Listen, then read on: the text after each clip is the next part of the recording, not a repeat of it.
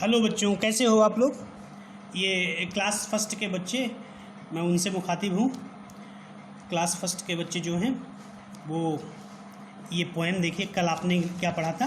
कल आपने पढ़ा था हमारे प्रतीक, और उन्हीं हमारे प्रतीक को लेकर के एक कविता आपके सामने, बहुत ही खूबसूरत कविता। आपको समझ में आया होगा। कल हमारा राष्ट्रीय ध्वज था, रुपया कैसे लिखा जाता है, राष्ट्रीय पशु है, राष्ट्रीय पुष्प था, राष्ट्रीय कमल था। तो इन्हीं चीज़ों को देखिए, बुक में आपको दिखाई पड़ रहा होगा। हमारा राष्ट्रीय ध्वज कौन सा है, राष्ट्रीय खेल कौन सा है। तो यहाँ आप देख रहे हो ना क्या क्या है हमारा। ये राष्ट्रीय ध्वज है, ये राष्ट्रीय प्रतीक है, राष्ट्रीय पक्षी है, राष्ट्रीय फल है, राष्ट्रीय खेल है, राष्ट्रीय पशु है, राष्ट्रीय पुष्प है। यानी देखो यहाँ पे इंडिया का नक्शा बना हुआ है, भारत का नक्शा बना हुआ है। तो इनको हम क्या करेंगे, इनको आज हम इनके ऊपर एक पोएम आपके कोर्स में है, आपके बुक में है। आज हम उस पोएम को पढ़ते हैं और एक बार फिर से इसको समझते हैं। देखिए, 3 रंग का राष्ट्रीय ध्वज है, इसे तिरंगा कहते हैं। ये पोएम आप लोगों को याद करना है। 3 रंग का राष्ट्रीय ध्वज है, इसे तिरंगा कहते हैं। अब आपसे कोई पूछ सकता है तिरंगा किसे कहते हैं, तो आपका उत्तर होना चाहिए कि हमारा जो राष्ट्रीय ध्वज है उसे तिरंगा कहा जाता है। तिरंगा क्यों कहा जाता है? क्योंकि उसमें 3 रंग हैं। ये देखिए, सामने सबसे ऊपर कौन सा है? ये केसरिया कलर है। बीच में कौन सा है? सफ़ेद कलर है। और सबसे नीचे हरा रंग है। तो ये 3 कलर, इसीलिए इसे क्या बोलते हैं? तिरंगा। ती मीन्स 3 और रंग मीन्स रंग। 3 रंग की जो पट्टी है उसे हम क्या बोलेंगे? तिरंगा। और यही हमारा राष्ट्रीय ध्वज है। जो सत्यमेव जयते सिखलाता उसे अशोक स्तंभ कहते हैं। सत्यमेव जयते, ये अशोक स्तंभ देख रहे हो, इसके नीचे यहाँ पे सत्यमेव जयते लिखा, बहुत छोटा आपको दिख नहीं रहा होगा। लेकिन कहीं भी जो हमारे राष्ट्रीय कार्य होते हैं और राष्ट्रीय डॉक्यूमेंट्स हैं, सब में ये चीज़ें होती हैं। न्यायालय में सत्यमेव जयते लिखा होता है, और स्कूल में भी आप कई जगह पे देखे होंगे, कई स्कूलों में अच्छे वाक्य, जो सुंदर वाक्य लिखे होते हैं, सत्यमेव जयते। इसका मतलब होता है कि सत्य की ही विजय होती है। और बच्चों, एकदम सत्य है कि सत्य परेशान हो सकता, सत्य माने सच्चा, परेशान हो सकता है लेकिन हार नहीं सकता। अंत में विजय उसी की होती है। फिर आगे देखते हैं, राष्ट्रीय खेल हमारा हॉकी। हमारा राष्ट्रीय खेल कौन सा है? हॉकी है। राष्ट्रीय खेल हमारा हॉकी। गांधी जी राष्ट्रपिता कहलाए। और राष्ट्रपिता कौन है?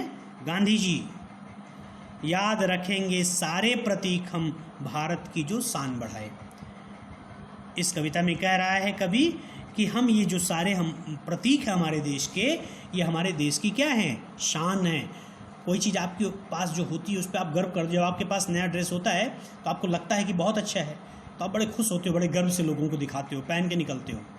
उसी तरह से ये हमारे देश की राष्ट्रीय प्रतीक हैं ये सब, और इनके ऊपर हमें गर्व करना चाहिए, इनको सुरक्षित रखना चाहिए, इनको संरक्षित रखना चाहिए। ठीक है। याद रखेंगे सारे प्रतीक हम। प्रतीक मीन्स क्या होता है? चिन्ह। प्रतीक मीन्स चिन्ह, भारत की जो शान बढ़ाए। फिर देखिए, रुपया हमारी राष्ट्रीय मुद्रा। रुपया हमारी राष्ट्रीय मुद्रा।